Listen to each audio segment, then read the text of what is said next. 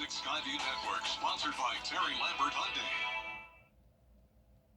Well, many places in the CSRA are dry, but unfortunately the places that already received a lot of rain are getting even more rain, and this continues until tomorrow. We still have a Viper 6 alert day in effect as we deal with dangerous flooding. More details straight ahead.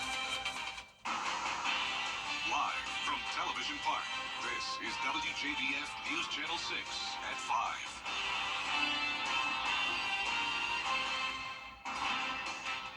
Good evening, everyone, and thank you for joining us. I'm Jenny Montgomery.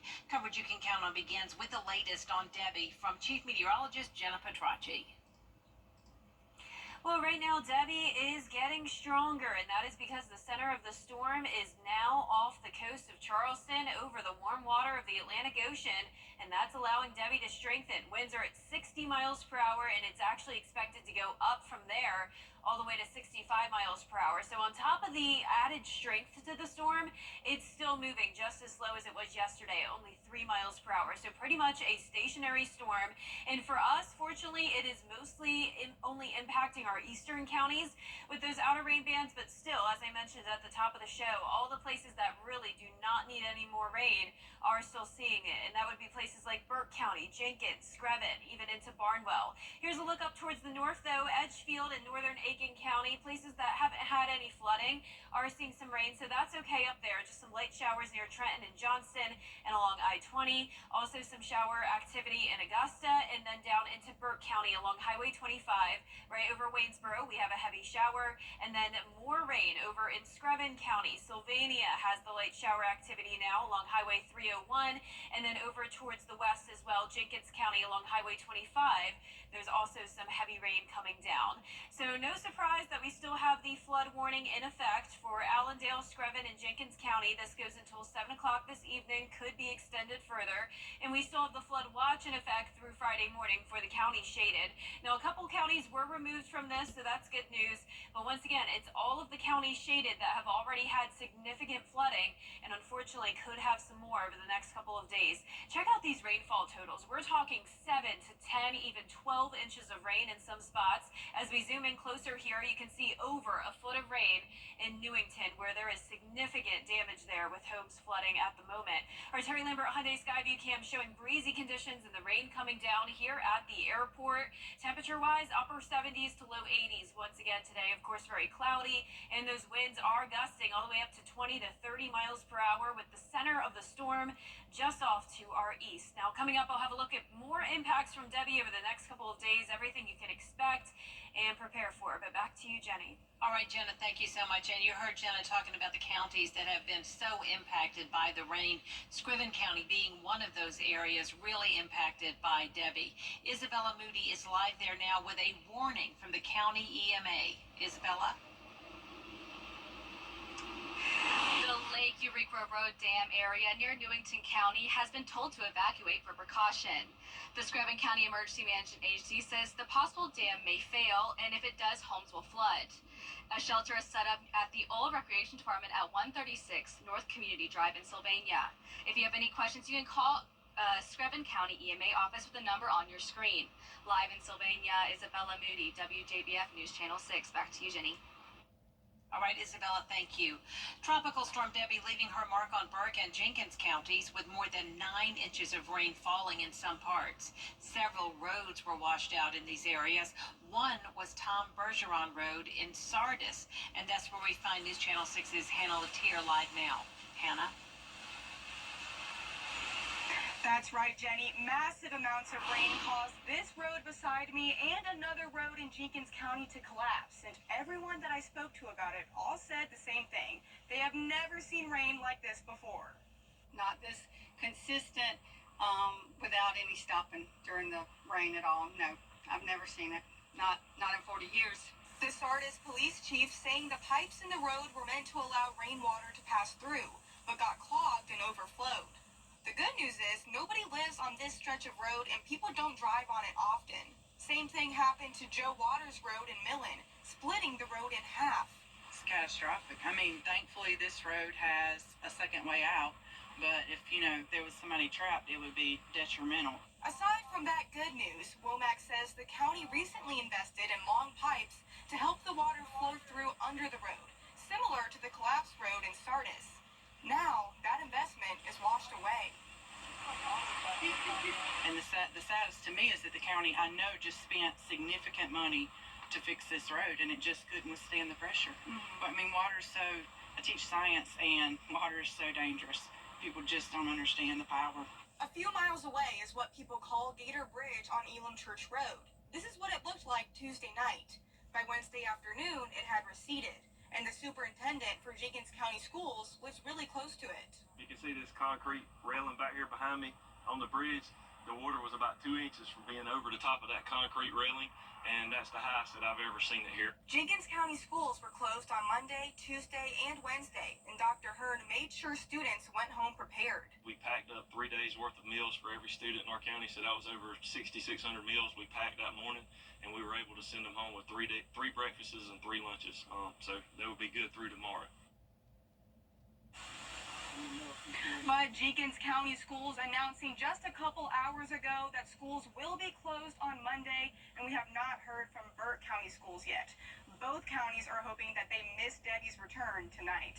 Live in Sardis, Hannah Latier, WJBF News Channel 6. Hannah, that is really dramatic video you are showing us there. Oh my goodness, everybody be careful. Barnwell has already gotten heavy rains the past couple of days due to Debbie, but it's looking like there is more to come. Bria Smith is there for us tonight. Bria? That's right, Jenny. Well, it's roads like this right here that are washed out. And if you take a look this way, homes like this that are about a couple of feet in water. Now, that, Barnwell County EMS is mainly worried about is preventing students from going to school and people from leaving their house. After speaking with local EMS officials, school has remained online since Tuesday and are unsure yet if they'll return on Thursday. For the most part, all the damage they've seen has included heavy rain and washed out roads. But with rain expected to pick back up, they're preparing for what's to come. Our big concern is, according to the National Weather Report this morning, 2 to 3 more inches of rain, and the ground's already saturated, and 20-mile-an-hour sustained winds and 30-mile gust is still possible here, so that's when we'll probably have trees this tonight and tomorrow. And they're sending out that same message as other counties in our area that if you don't have to leave your home, it's safest to stay home. For now, reporting live in Barnwell County, Bria Smith, WJBF News Channel 6. All right, Bria, thank you very much for that report.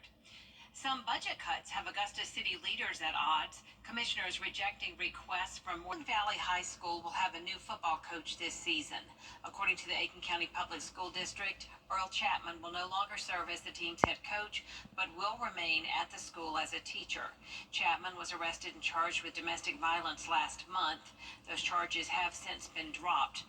Brent Dorn will serve as the interim head coach this season.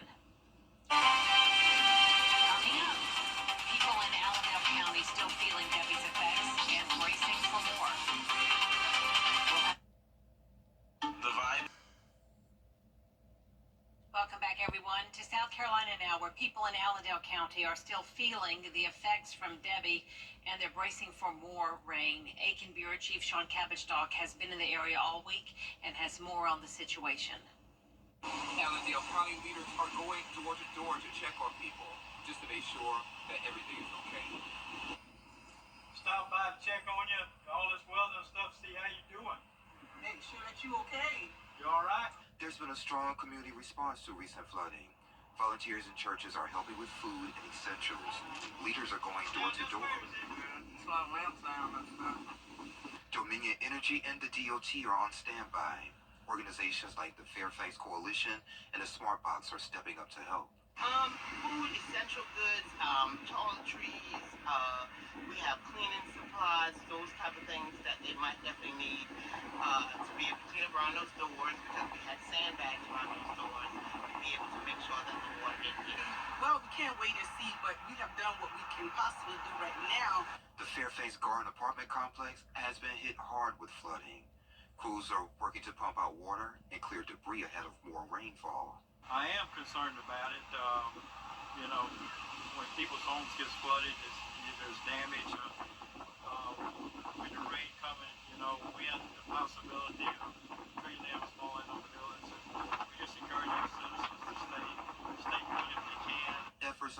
already underway to prevent future flooding. Officials are planning road maintenance and drainage upgrades. We're going to try to get everyone to the table. Like I said, that, the landowners, the property managers of the apartments, well, the owners, and our public officials and those to see what we can do. We're going to come up with some type of solution. No, I'll be fine. My house is up pretty high, so Emergency management officials want you to report any downed trees, power lines, or debris that you may encounter. They have a non-emergency number for you. It's 803-584-8151. In Allendale County, I'm Major Bureau Chief Sean Cavendish, WJBF Channel 6. Still ahead, floodwaters in the South Carolina Low Country. We'll hear from one woman living near a creek that rose by a foot after the forecast. The CSRA's favorite news app is now even better with easier access to local news, weather, and streaming video. Download the News Channel 6 mobile app.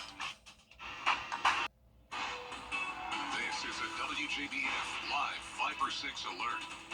Welcome back. So earlier in the newscast, I pointed out the rainfall totals across the CSRA, but now I want to show you all of the two-state.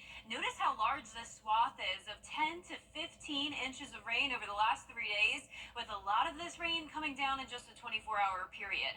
So anywhere where you're seeing the white color, that is 15 inches. 10 inches from Columbia all the way down into Florida, and of course that includes a few of our counties. Some places that have reached 10 inches would be parts of Allendale, Screven, of course, up to a foot of rain, Bamberg, Barnwell. But notice the drastic difference here when you go just a couple 100 miles up towards the north, only 0 to 2 inches of rain in some of our northwestern counties, and then right in the middle, including Richmond, Aiken, 4 to 8 inches. So very drastically different impacts depending on where you're located in the two-state. And right now for us, luckily, most of the rain is to our east. We are still seeing some spotty shower and storm activity, though. Unfortunately, a lot of it in places that really don't need the rain. But Aiken is doing okay. No flood warning so far for downtown Aiken. Southern Aiken County did have the flood warnings yesterday. There was a lot of rain coming down. But right now, a heavy shower just outside of Aiken. Then as we go down towards the south, Waynesboro and Highway 25 dealing with that rain, and also a couple lightning strikes there as well. So we're starting to see some storm activity for the first time with this system. Jenkins County pretty much covered with rain. There's Millen. Sylvania, the rain just moved past you, so that's good news. Newington and Oliver, the places that are very flooded right now, are getting a bit of a break, at least for now. Flood warnings do continue, though, for parts of Jenkins, Screven, and Allendale counties until 7 o'clock tonight. Could be extended, of course, as they have been over the past couple of days. Very damp outside on our Terry Lambert Hyundai Skyview cam at the Amentum Center, 79 degrees, continuing to have those cooler temperatures with the cloud cover. 10-mile-per-hour wind. Temperatures warmer out towards the west, low 90s in our counties that have pretty much stayed dry. And of course, the winds are a little bit lighter out there as well. But the winds are gusting up to around 20 to 25 miles per hour, even 27 right now in Bamberg, with the center of Debbie off the coast. Currently in between Charleston and Georgetown, but not over land. So the eye of the storm is actually back over the warm water of the Atlantic Ocean. And in return, it has strengthened up to 60 miles per hour, still moving at a snail's pace of only 3 miles per hour. There's a closer look there, and of course that heavy rain coming down from Myrtle Beach down to Charleston, slowly making it up towards North Carolina, but it's going to take some time. Really won't be until Thursday afternoon that it crosses into North Carolina. For us, it's going to continue to look like it's moving more towards the east, so that is good news. That means lower impacts for us tomorrow, but nonetheless, we will still see some impacts when it comes to those outer rain bands. I also want to point out how long Debbie's lifespan will be. It has it going all the way up towards Canada, maybe even Greenland, as a tropical depression by the weekend. Our excessive rainfall outlook still showing a marginal to slight risk of rain. The rest of tonight, of course, could lead to flooding. For Thursday, that slight risk moves a little bit further towards the north and west, including some of our counties that have stayed dry so far. Tonight, 7 o'clock to midnight, really not looking too bad. Most of the rain off towards the east. Then as we go through time, though, Wednesday morning, possibly a few light showers. The rain is really going to try its best to miss us, but I do think it's possible by Thursday evening that some of those outer rain bands will move in. And of course, this would not be a good situation for some of our southern line counties. Take a look at 10 o'clock Thursday night. Some heavy downpour still possible in Barnwell, Bamberg, Allendale, Screven, Jenkins, and Burke County, the places that have been flooding the most. That continues until the overnight hours of Friday. and then eventually when you're headed out the door Friday morning, things will start to improve. But all that to say that it is possible that we could have an additional 1 to 3 inches of rain now through Thursday night. So that's why we are continuing the Viper 6 alert day for the dangerous risk of flooding for some of our southeastern counties. Another day cooler tomorrow in the upper 70s and low 80s with the chance of some thunderstorms as well. And that 10-day forecast showing a 60% chance of rain tomorrow, so not a complete washout. Lower chances of rain come on Friday finally, and then into the weekend it will be mostly dry. That'll definitely be a nice change of pace, and the next weekend will heat up again to the low 90s. All right, thank you so much, Jenna. Berkeley County, South Carolina, also seeing the effects of Debbie this week. French Quarter Creek rose about a foot in just 6 hours. Many people became stranded by the rising water, leading to boat rescues from the sheriff's office. People near the creek say this isn't the first time it's happened. This happened during Hurricane Ian. This was about maybe 2 years ago, but it wasn't this bad. The fire department did come down here. My grandma lives next door to me. They said that she needed to evacuate. Her house will flood before mine, so they came and she left, but obviously we're still here. The creek also flooded in 2015, which led to the Coast Guard performing roof rescues for those who were trapped by the water then. Up next, from too much water to not enough, how a power company is enlisting the help of some interesting firefighters to help fight wildfires in California. After the break. Of course, brand favorite brands, lowest prices. An energy company in California is fighting wildfires with an unusual method. Kayla Holt explains. Over the course of 4 years, goats like the ones you see behind me have been eating vegetation to help prevent brush from interfering with power lines in Shaver Lake. What can we do to expand the way we manage our vegetation up here? That's the question that fueled energy company Southern California Edison's decision to enact the goat grazing pilot project. Using a more biological method like animals, goats, to kind of traverse the steep terrains out here was also thinking about safety. Southern California Edison's Sarah Hendricks says once the goats started grazing, the company could cut back from having tree crews traverse the land. The goats consistently grazing over time helps the vegetation either grow back at a more manageable height or, in some cases, not grow back at all, which helps with wildfire mitigation efforts.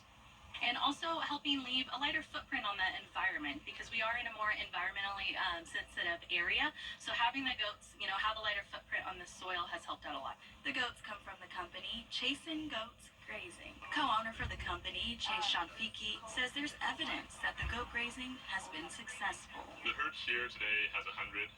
In years past, we've had about 400. The reason for that is we just have less vegetation. Twice a year, the goats graze 26 acres of land, getting rid of all different kinds of vegetation, including poison oak and poison ivy. They will eat that and then kind of give them a better idea to where they can see and kind of manage it a little better. And what's life like with the goats? Some kind of like doing their own thing. Some like to be petted on. They just kind of they have a mind of their